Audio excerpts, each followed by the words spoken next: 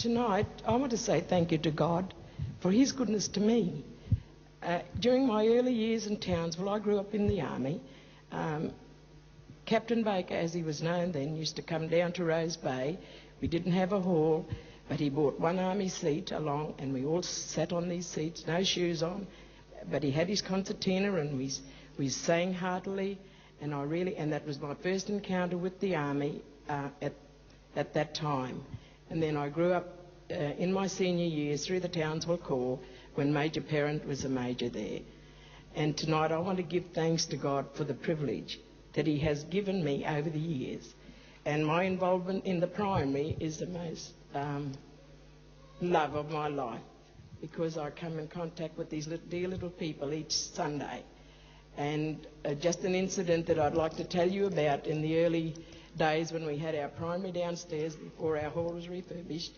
We were singing our goodbye songs one Sunday morning, and we were all standing in a circle, and I had been teaching these little 4-year-old boys for 2 years. Now, these little boys didn't set me apart from the other teachers in the primary.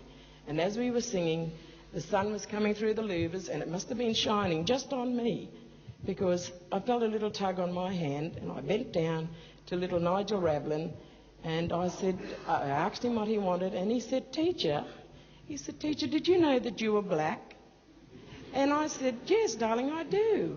And he said, well, I didn't know, and no one told me. You know, and this is just one of the blessings. You know, it was funny at the time, and I still think it's funny, but it's a blessing to think that I've taught these little people for 2 years, and they didn't set me apart from any other teacher.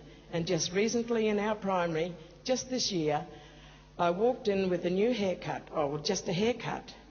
And the first thing John Redmond greeted me was, Teacher, have you got a spiky haircut?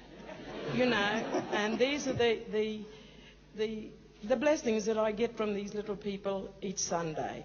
And so all that I can say is I thank God each day for his goodness to me, for the privilege of bringing my grandchildren here now, as I brought my own children in the earlier years, and I give him thanks every day. And what I can say is I have pleasure in his service more than all.